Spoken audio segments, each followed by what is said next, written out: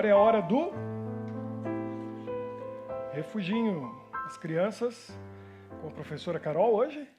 Eu já vi até o que eles vão fazer hoje. Bem bonito, bem legal. Estou até com vontade de ir para lá. Tem alguém que gostaria de vir aqui? Eliezer? Aí eu vou lá para o refuginho. Muito bem.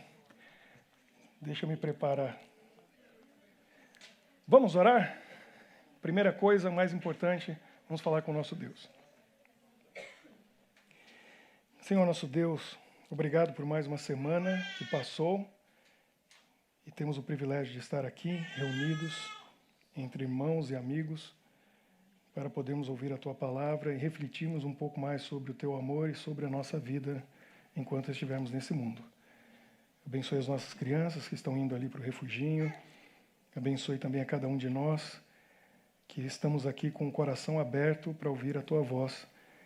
Também pedimos de maneira especial por aqueles que estão conectados online, assistindo agora, e muitos outros que irão ouvir o podcast, outros que vão assistir no YouTube, que mesmo em outro momento, em outro tempo, em outro lugar, que o Teu Espírito possa alcançá-los e que fale ao coração e à mente deles. Em nome de Jesus oramos. Amém. Bom, estamos no final de uma série chamada Resgate. E nós vimos 3 histórias interessantes e fantásticas a respeito de resgate. A primeira delas foi um salvamento do mar. Ali era o melhor lugar para ficar, naquele barco, porque em volta só havia água salgada, mais nada, até que o resgate chegou. No segundo encontro, nesse mês, nós tivemos Mudando a Rota, a história de pessoas que deixaram tudo o que elas tinham para fazer, o compromisso delas, desviaram a rota, se atrasaram horas para chegar no destino, porque tinham uma vida para ser salva. E que realização essas pessoas tiveram por ter salvo aquela vida. Semana passada, Perdendo para Ganhar. Cadê o Pedro, jogador de xadrez? A gente já conversou um pouco sobre isso, ele gosta de xadrez, tem que marcar esse jogo. Vou ter que estudar um pouco, porque senão eu vou passar muita vergonha. Mas perder para ganhar é uma realidade. Espiritualmente falando também. Tem muita coisa que a gente tem que perder, literalmente, cortar fora da nossa vida para poder ganhar algo muito maior, que é uma vida com Cristo neste mundo e a vida eterna. Teve alguém, eu fiquei tão feliz, teve alguém que falou comigo, que por causa do que ouviu semana passada, cortou uma coisa da vida, né? Cortou, era ruim, fazia mal, prejudicava, e a pessoa... Foi o maior presente que eu ganhei essa semana. O maior presente. Você me deu um presente. Eu te dei um presente? Não, o seu foi maior. Porque você disse para mim que tudo que a gente está fazendo aqui tem significado, tem razão, tem sentido. E Deus tirou da sua vida, cortou para você ganhar algo muito maior. E Jesus falou o quê? Lembra semana passada? 100 vezes mais nessa vida e a vida eterna.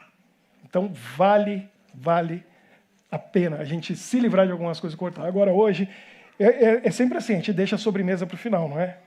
O melhor está aqui, eu voltarei. Essa história, vou dizer para vocês, eu já vi documentários, filmes, já li livro, falando a respeito dessa história que, para mim, mexe muito comigo, me faz pensar. Toda semana é a mesma história, mas essa ganha de todas. Essa aqui ganha de todas. Você vai ver, Henrique, preste atenção, essa aqui ganha de todas. Porque essa história... Eu me coloquei no lugar daquelas pessoas. Se você se colocar, você vai entender a profundidade e a seriedade disso. Que história é essa? Tem o livro e tem o filme. E esse foi o primeiro livro que eu li em inglês. Eu tinha ido para os Estados Unidos, muito novo, fui para aprender inglês. Eu percebi que aprender uma língua, todo mundo aqui, eu acredito que é pelo menos bilíngue, né? Ou tenta ser bilíngue, pelo menos. E a língua tem 4 aspectos, né? É você ler, é você escrever, você falar e você ouvir. Tem os 4. E tem gente que fica capenga, né? Fica com a língua meio assim. Porque entende tudo e não fala nada.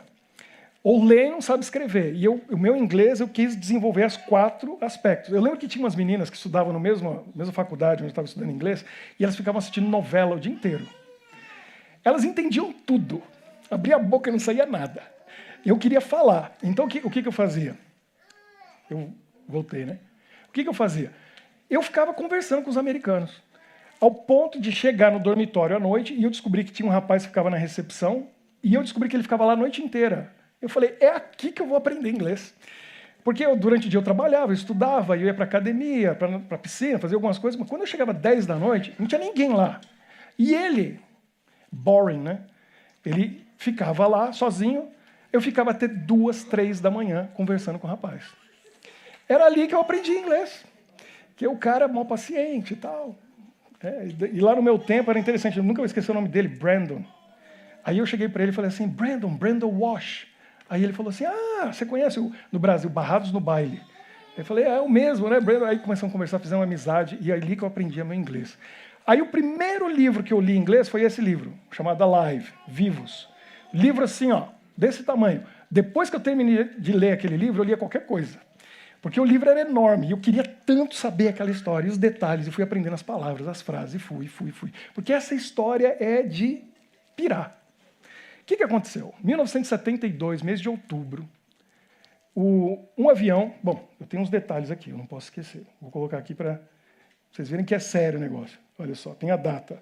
12 de outubro, 1972. Um avião saiu do Uruguai em direção a Santiago, no Chile, levando um time de rugby. O filme foi feito em 93, ou seja, 21 anos depois, com Ethan Hawke.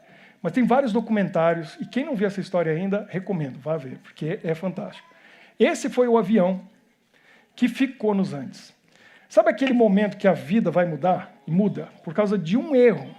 E dizem que desastre aéreo é uma junção de vários erros, várias coisas. Mas ali, eu não sei, eu acho que foi mais um erro que o piloto cometeu. Esse avião, chamado Fairchild, foram produzidos 78 deles e quase 30 caíram. Era um avião muito bom. Olha, inclusive o depoimento deles dizia assim, se eu soubesse que esse avião caía tanto, eu não tinha contratado, porque o time contratou e eles eram, deixa eu ver, quantos eram ao todo? 45 pessoas. Era o time de rugby do Uruguai, e eles, uma vez por ano, eles faziam um jogo com o pessoal do Chile, em Santiago. E ali estavam indo alguns familiares e algumas pessoas que pegaram a carona. Tinha um pessoal da tripulação, então era 45 pessoas. Qual que era o plano de voo do 571? Força Aérea Uruguaia, eles alugaram. Eles saíram de Montevidéu, no Uruguai, foram para Mendoza, na Argentina, porque os Andes não é para qualquer avião passar, e o avião deles não era grande coisa. Então eles pararam em Mendoza para reabastecer e se preparar para atravessar a grande altitude que são os Andes, as montanhas dos Andes. Só que é o seguinte, tem pontos mais altos e pontos mais baixos. E a travessia dos Andes teria que ser um pouco mais ao sul, onde as montanhas eram um pouquinho mais baixas. Depois de atravessar, eles passariam por uma cidade já no Chile, chamada Curicó, onde o piloto deveria virar para o norte e chegar em Santiago. E aí que aconteceu o problema. Só que olha só o detalhe. Quando chegaram em Mendoza, na Argentina, quem é da América do Sul sabe a rivalidade futebolística que tem entre Chile, Argentina, Uruguai, Brasil. Tem essa coisa, né? E aí, no aeroporto de Mendoza, um dos rapazes era um pessoal que estava começando a faculdade. Alguns deles estavam no primeiro ano de medicina, segundo ano de medicina. Todo mundo estava no primeiro e segundo ano da faculdade. Então eles tinham ali 19, 20 anos de idade, a maioria deles. Um deles, chamado Fernando, mas ele é chamado de Nando, ele foi numa lojinha e comprou 2 sapatinhos de bebê. Porque a irmã dele tinha acabado de ter, a irmã mais velha, casada, tinha um bebezinho. E ele queria levar de volta de presente para ela os sapatinhos para o bebê.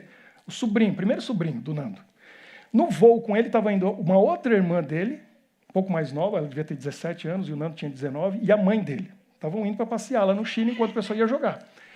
E quando eles estavam no aeroporto, eles viram um avião chegando, um avião argentino, chegando nesse aeroporto em Mendoza, na Argentina, soltando fumaça e fazendo um barulhão, e pousou assim, e os uruguaios deram risada. E falaram assim, olha só esse avião argentino, que lata velha, e começaram a zoar. 2 meninas argentinas estavam ali, olharam para os uruguaios e falaram assim, esse avião que vocês estão vendo, esse argentino que vocês estão zoando, ele acabou de atravessar os Andes. o que é muito mais do que o avião de vocês vai fazer. Sabe aquela coisa que você diz e depois você fica pensando, que profecia? Porque realmente o avião uruguaio não atravessou os Andes. Olha o que houve. Estava tudo normal, tudo tranquilo dentro do avião. Essa foi a última foto do momento feliz. E a vida de todo mundo mudou a partir desse momento. Essa é a última foto dentro do avião.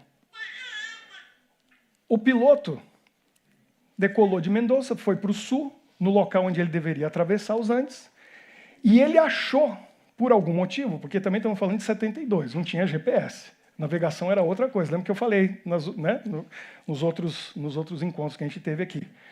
E ele achou que tinha passado por Curicó. Aí, quando ele estava no auge dos Andes, olha lá, bem no ponto mais alto, ele vira para o norte e começa a descer, achando que está indo para Santiago. Mas não.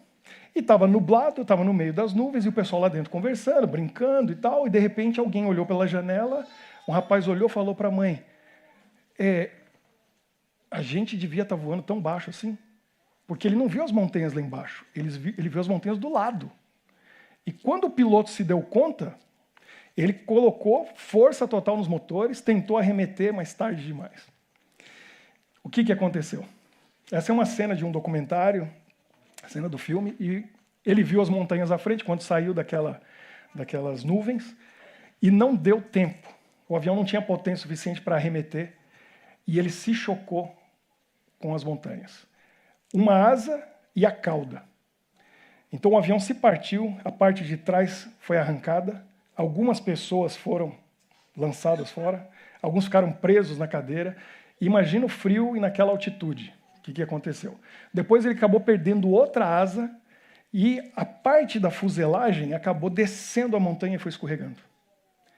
E muitos, deixa eu ver o número exato aqui, sobreviveram esse primeiro impacto. Apenas 7 ficaram desaparecidos e 5 morreram. 33 sobreviveram. Só que sobreviveram uma situação terrível. Porque quando finalmente o avião parou lá embaixo, na neve, o piloto e o copiloto, eles não iam sobreviver. O copiloto morreu, o piloto morreu no dia seguinte. Eles saíram dali, alguns dos sobreviventes, deram a volta, foram lá na frente, tiraram a neve da frente, viram que o piloto ainda estava vivo, mas os instrumentos tinham penetrado o corpo dele. E a única coisa que ele dizia era Curicó, Curicó, nós passamos Curicó. Isso foi importante depois para descobrir o que aconteceu, porque ele achava que tinha passado, mas não tinha nem chegado a Curicó. O que ele não levou em conta, eles acreditam, é que o vento de proa era muito forte. Então o avião estava mais lento do que ele imaginava. E não tinha chegado ainda em Curicó. Então quando ele começou a descer, na realidade ele não tinha passado pelos Andes ainda.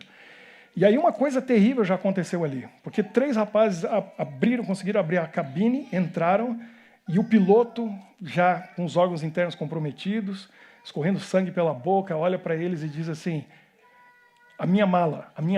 E aí eles, o que tem na sua mala? A minha mala, ele dizia, o que tem na sua mala? E ele, a minha arma. Aí eles entenderam.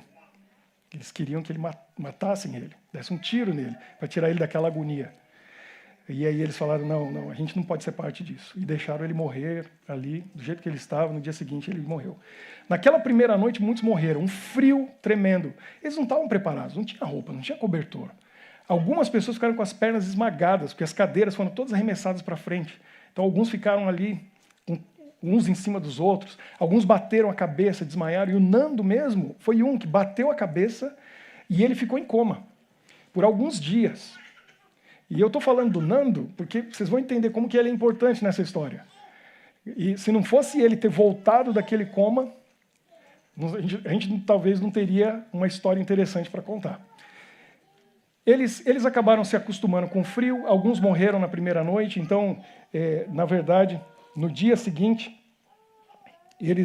no dia 14 de outubro, eles já estavam só com 28 dos 33, porque 5 morreram naquela primeira noite. E agora, eles estavam ali esperando o resgate. Conseguiram um radinho de pilha, improvisaram uma antena, e eles conseguiram ouvir alguma coisa. E tocava música, e de vez em quando falavam a respeito do avião que tinha desaparecido, e eles estavam fazendo buscas, e alguns deles diziam assim, meu pai com certeza vai gastar tudo que for preciso para encontrar a gente. Eles vão encontrar a gente.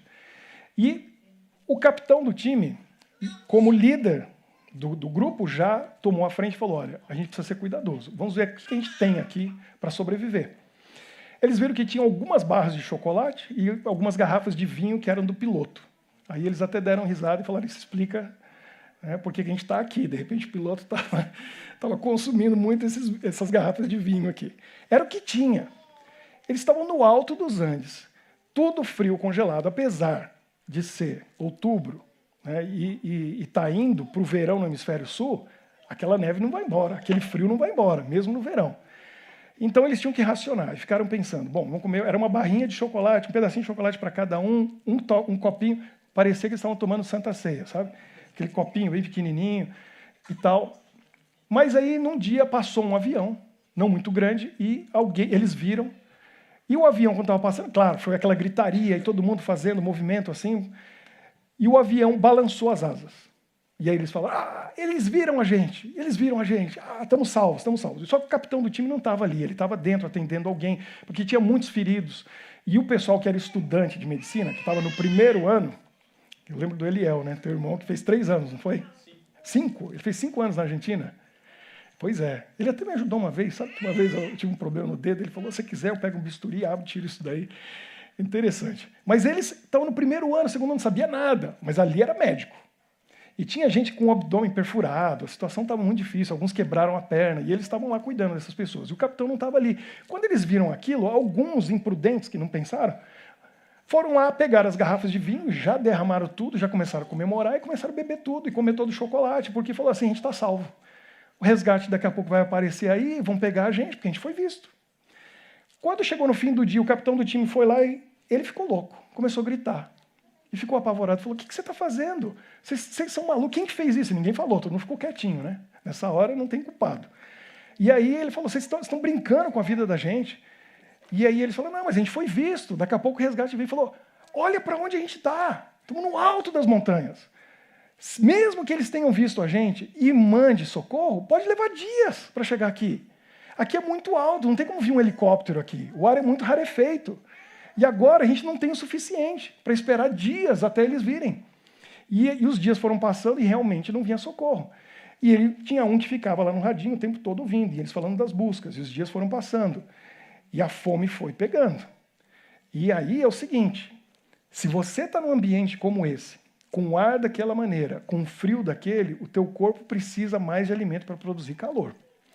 Então, nos países frios, como a gente está aqui, você pode ver que no campo, no verão, até o outono, produz muita como que fala, palha, capim, para os animais comerem no inverno, porque eles comem muito mais no inverno. E você vê os cavalos e o gado aí no frio. Às vezes tem um cobertor ali para o cavalo, mas eles comem muito mais no inverno. Eles precisam de muito para produzir calor.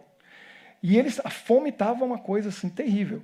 Eles chegaram a tirar esses assentos e começaram a olhar o couro e começaram a comer o couro, mas eles perceberam que o couro foi tratado, estava pintado, ia fazer mais mal do que bem. Arrancaram de dentro do banco o estofado, tinha palha, mas não dava para comer a palha. E eles estavam ficando malucos, de fome, porque os dias passavam e a fome estava muito grande. Até que o desespero chegou, o dia que o rapaz estava no radinho, e ele ouviu, depois de uma semana, que as buscas estavam sendo canceladas, porque era impossível encontrar. Que cor que era o avião? No meio da neve, não dava para ver. Não tinha como ver. E eles não tinham noção de onde estava. Alguns pais ficaram lá tentando, desesperados, mas quando eles ouviram aquilo, eles falaram, a gente está perdido. Não tem nada para comer. Ninguém mais vai encontrar a gente, não estão buscando a gente está aqui perdido por conta de nós mesmos. O que a gente vai fazer? Nada é tão ruim que não possa piorar. E piorou. Bom, no 12º dia, eles fizeram uma expedição e resolveram encontrar a cauda. Porque quem sabe tivesse alguma coisa lá nas malas, tivesse alguma coisa por lá, mas alguém descobriu que o rádio não estava funcionando porque a bateria ficava na cauda. Então eles falaram, vamos ter que mandar 2 ou 3 aí para encontrar a cauda, pegar a bateria, trazer a bateria e tentar ligar esse rádio para a gente se comunicar. Não funcionou, mas eles acharam a cauda. E nesse caminho eles acharam 5 dos desaparecidos, ainda presos, afivelados no banco. Os corpos estavam lá, no meio da neve, congelados. Acharam algum chocolate por lá, alguma coisa. O pessoal sempre carrega chocolate, né? Agora eu estou pensando, será que dá azar carregar chocolate em voo? Teve gente ontem que foi na loja ali da New House e comprou umas caixas de chocolate. E vão embora daqui voando. Não estou... Não olha para mim assim, Michele. Não estou zicando nada, não. Não cai mais avião igual em 72. Fica tranquila. Chocolate é um bom presságio. Chocolate belga. Não vai dar azar. Mas aí eles voltaram e nessa busca para lá, já um quase morreu porque caiu num buraco muito grande, andando na neve. Se você já viu algum documentário sobre escalando o Everest, é complicadíssimo, porque a neve cobre tudo e tem buracos, né, assim, precipícios, que o alpinista não vê. Ele pode cair naquilo. Um deles caiu, quase morre. Eles voltaram sem boas notícias. E aí o que eu disse, que nada é tão ruim que não possa piorar, o avião embicou. Né? Ele desceu a montanha escorregando, o que sobrou do avião, e ficou ali parado. Eles dormiam ali dentro, eles fizeram um muro com malas para a noite ficar um pouco mais quente. E aí, uma noite, eles foram acordados, no meio da madrugada, com um estrondo, um barulho, no alto da montanha, cheio de neve. O que pode ser isso? Avalanche. E a avalanche veio, e jogou aquelas malas para dentro e entrou muita neve, e encobriu todos eles. Eles rapidamente tentaram se mover e cavar. Infelizmente, 8 morreram soterrados na avalanche. Então a situação estava muito difícil. Isso foi no 17º dia. Só que nessa altura, você deve imaginar, como que eles conseguiram viver num frio desse, já por 17 dias, sem ter o que comer? Água, eles conseguiram pegar os assentos ali, a parte metálica, e faziam um funil, colocava a neve, deixava no sol durante o dia, derretia, e aí eles colocavam nas garrafinhas, então tinha água. Mas e comer o quê? Só tinha uma coisa que eles podiam comer. E foi difícil tomar essa decisão. Porque o único alimento que eles tinham era o corpo dos amigos que tinham morrido. Não tinha mais nada. E para sobreviver, eles tiveram que fazer isso. Então o Nando, ele saiu do coma no 3º dia, 2º ou 3º dia. A mãe dele tinha morrido na queda. A irmã dele ainda estava viva, ele ficou cuidando dela por alguns dias, mas a irmã dele faleceu. E quando eles chegaram nesse ponto, ele separou a mãe e a irmã para que ninguém tocasse nelas.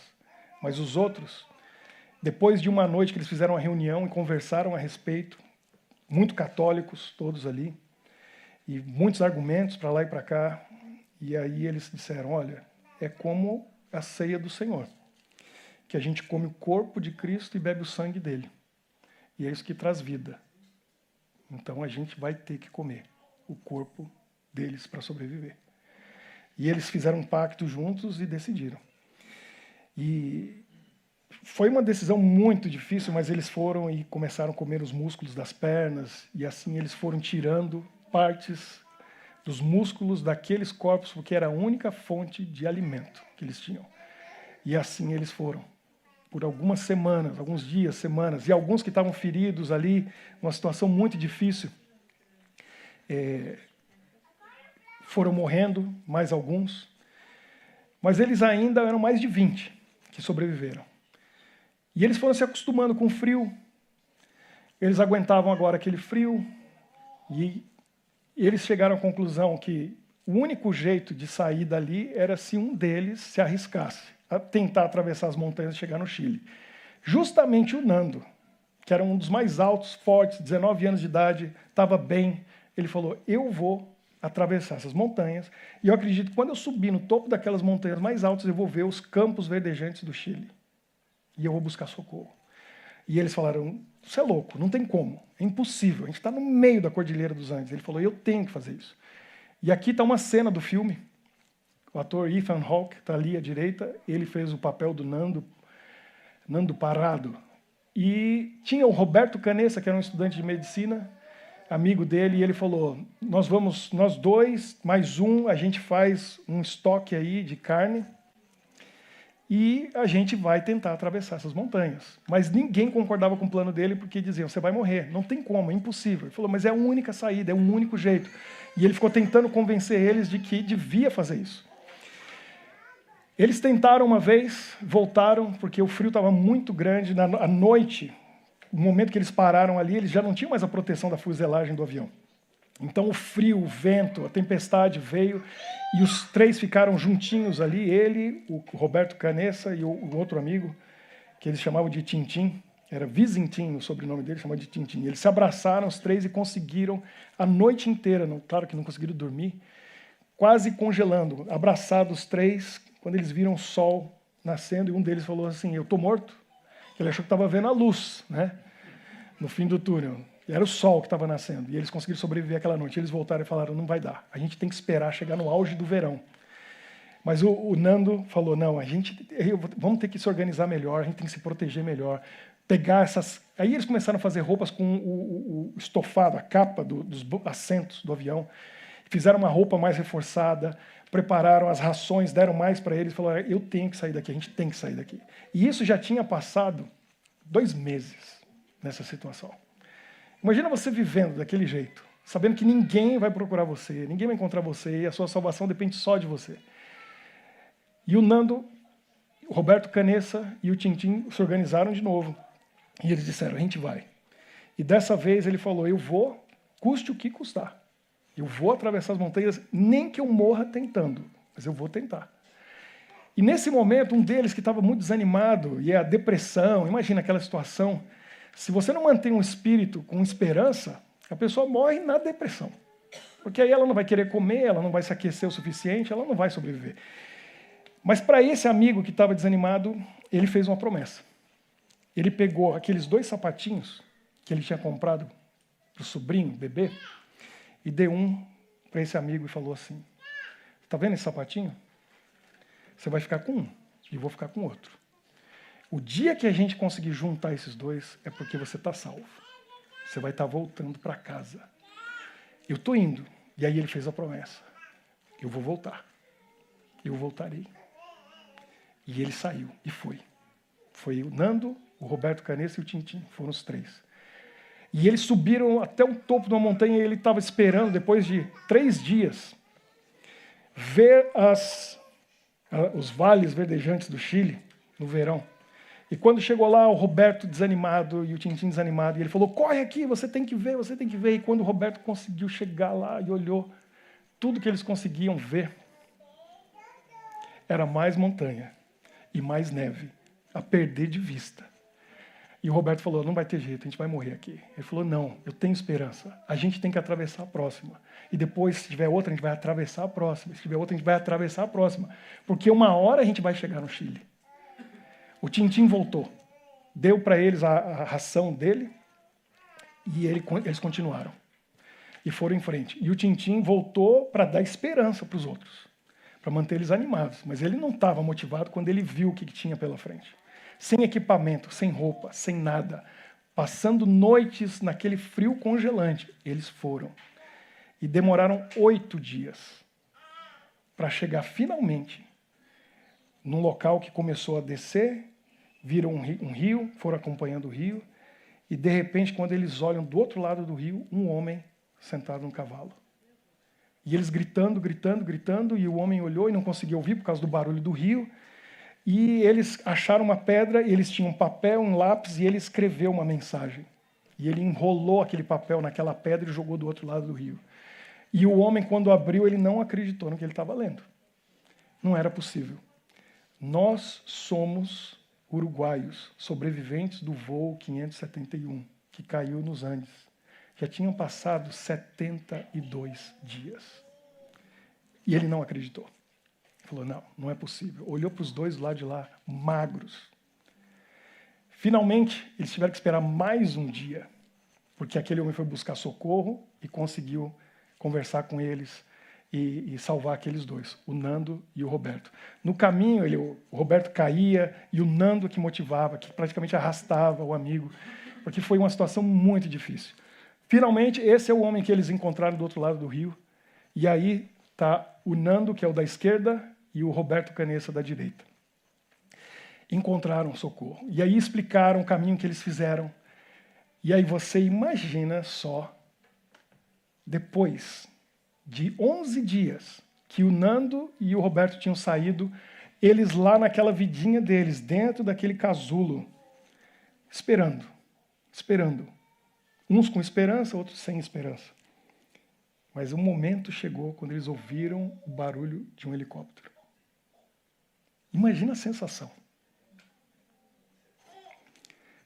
Eles pensando, estamos salvos. Saíram e essa foi a foto que eles tiraram do helicóptero. Lá estavam eles, de fora, olhando, acenando.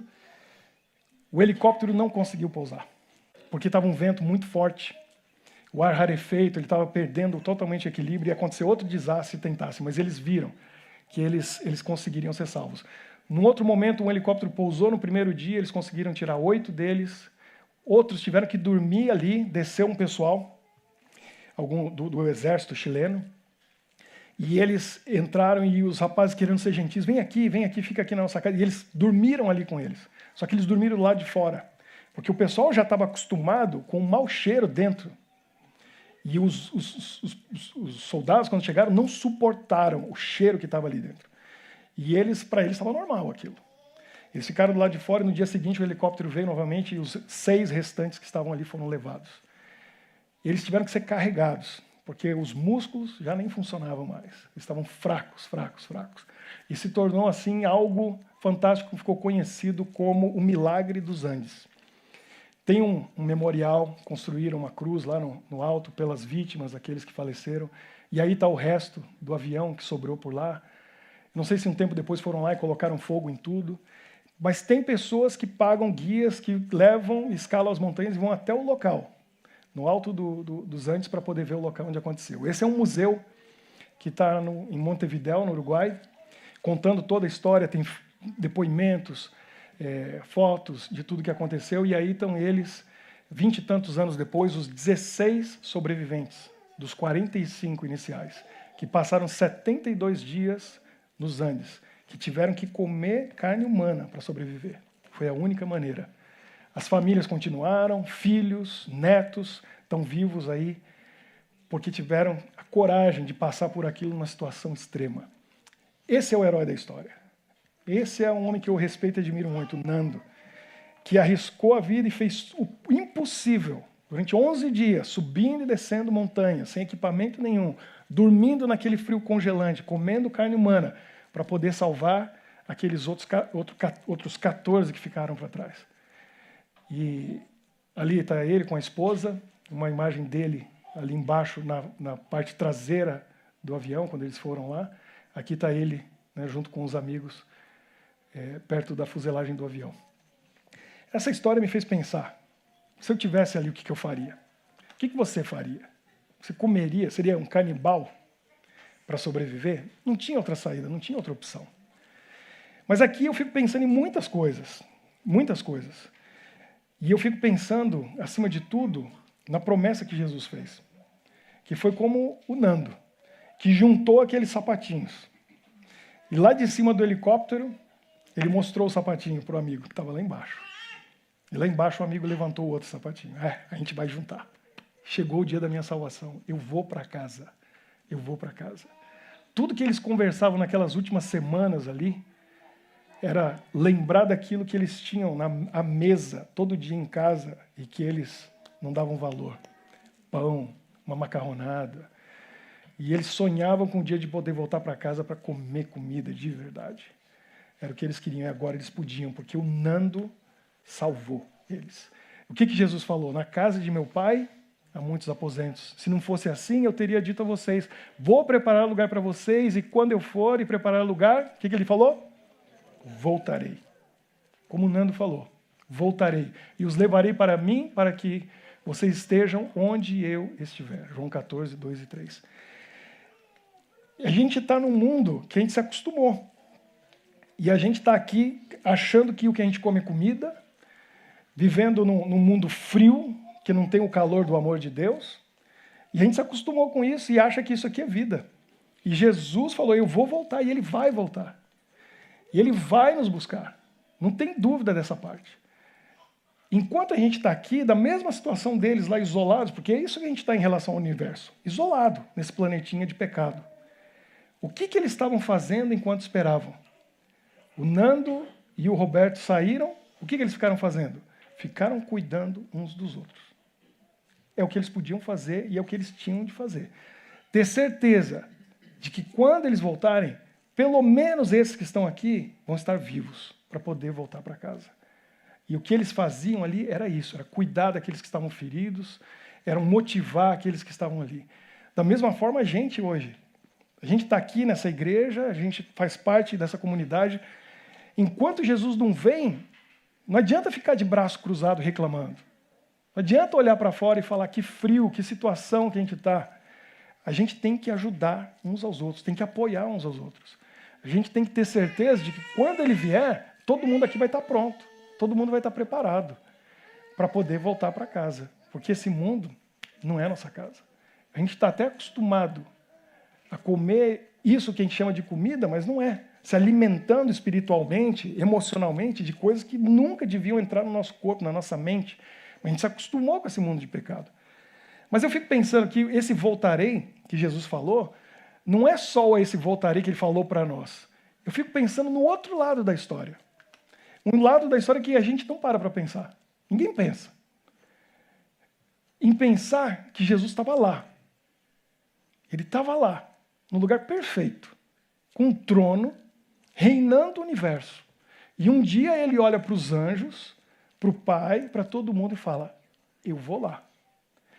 E eles disseram para ele, tem certeza? Com aquele pessoal lá, pecador, olha como eles são violentos. Olha a vida que eles levam. Você vai lá e vai como um deles. Você não vai em glória, como o rei do universo. Você vai se tornar um bebê, uma criança, um adolescente, um homem, para viver no meio deles, como eles. É muito arriscado. Era ou não era arriscado? Era um risco enorme. E se ele perdesse aquela batalha? Ele não ia voltar. Mas ele falou, lá em cima, eu vou vencer, eu voltarei. E ele veio e venceu. E voltou, por amor a nós, para salvar esse planeta. E eu fico imaginando o momento que ele chegou de volta lá. Porque eles estavam lá aflitos. Se você ler o livro Desejado de Todas as Nações, no capítulo chamado O Getsemane, você vai entender. Alguns aqui foram lá, né, no Jardim do Getsemane. Pertinho ali, no pé do Monte das Oliveiras, de frente para Jerusalém. Jesus ali, transpirando gotas de sangue, em agonia. E lá naquele capítulo, quem mais estava ali? Ele não estava sozinho, e não estava só com os discípulos, porque Pedro, Tiago e João estavam um pouquinho ali perto dele, a distância, e os demais discípulos estavam mais longe, mas ali estava repleto de demônios. E o próprio Satanás estava ali, colocando toda aquela pressão sobre ele. Mas também estavam ali os anjos de Deus. Estavam loucos para fazer alguma coisa por ele. O rei dele estava ali, o criador dele estava ali. E os anjos queriam servi-lo, ajudá-lo. Não podiam. Só podiam observar. E lá nesse livro, nesse capítulo, diz assim, se nós pudéssemos ver aquela cena com os olhos dos anjos, nós entenderíamos como o pecado é tão mal aos olhos de Deus. Porque os anjos olharam para aquilo e ficaram pensando, é por causa do pecado deles que o nosso rei está sofrendo desse jeito. É por causa do pecado deles, da vida que eles levam, que ele está sofrendo dessa maneira. Porque ele tá passando por tudo isso. E eles, quantos? Desprezam tudo isso que Jesus fez.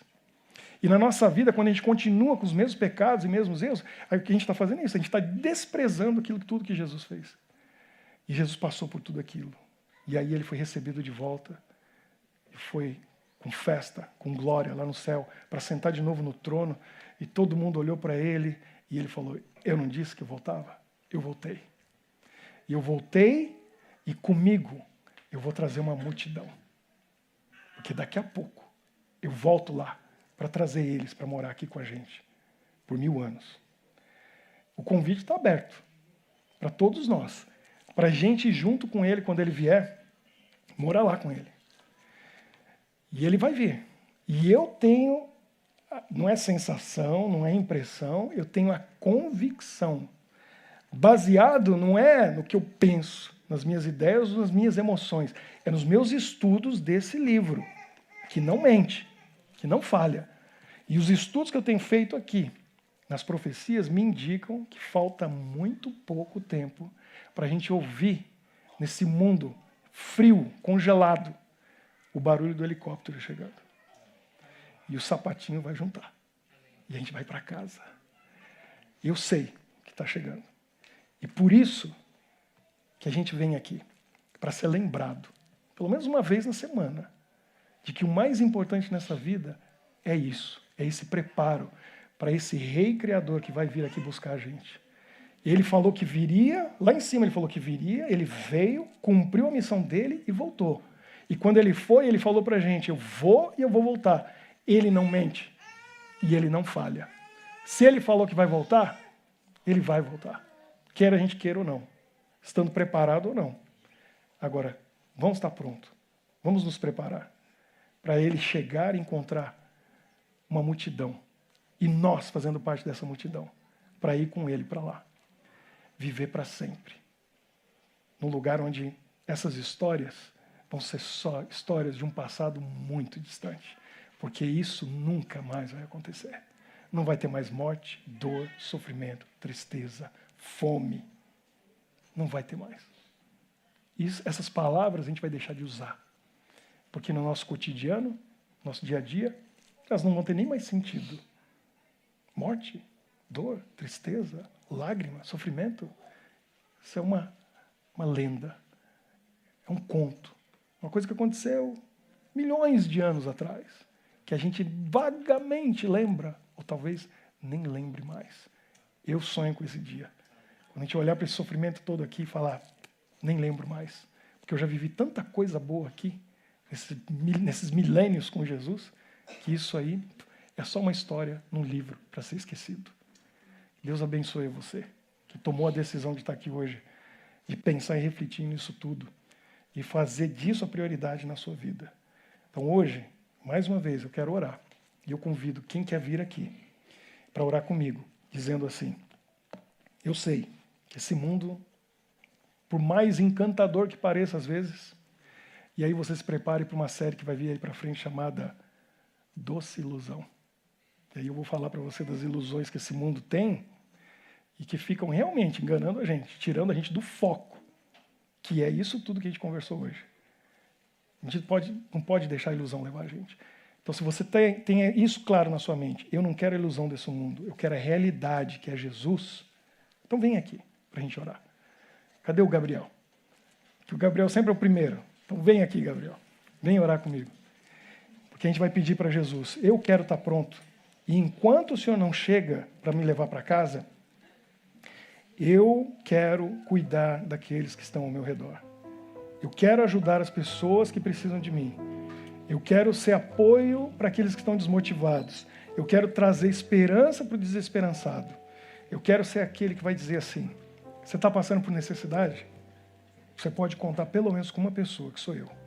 Porque eu vou orar com você, eu vou orar por você, eu vou ajudar você. Se você precisar de dinheiro, eu vou conseguir. Se você precisar de oração, eu vou orar. Se você precisar de horas do meu ouvido, eu vou ouvir tudo que você tem para dizer. Você pode desabafar comigo.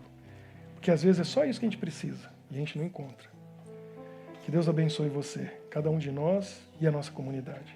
Vamos orar. Senhor, nossa vida pertence a Ti. Nós sabemos disso, porque o Senhor nos criou. Mas a verdade é que o Senhor nos perdeu para o pecado. Mas também é verdade que o Senhor nos resgatou, pagando o preço, para ter direito de dizer, eles são meus novamente. Custou caro para o Senhor, porque custou a sua vida. E para nós, não custa nada. Só custa dizer, eu aceito, eu quero. Jesus é meu Salvador, é meu Deus e meu Rei. Só isso que a gente tem que fazer, aceitar. E hoje tem um grupo de pessoas aqui que aceita, Senhor, porque A gente não quer ficar vivendo nesse mundo que tem coisas boas que o Senhor criou, mas tem muito mais sofrimento, dor e tristeza ao nosso redor. Então, Pai, colocamos a nossa vida nas Tuas mãos e queremos nos preparar para a Tua vinda, não só nós, mas que sejamos instrumentos nas Tuas mãos para ajudar aqueles que precisam estar prontos também para quando o Senhor vier. Usa-nos, os dons e talentos, recursos e meios que o Senhor nos deu estão à Sua disposição para que a gente seja abençoado, mas que sejamos também bênção na vida das pessoas que estão ao nosso redor. Em nome de Jesus, nós oramos e colocamos a nossa vida totalmente nas Tuas mãos. Amém.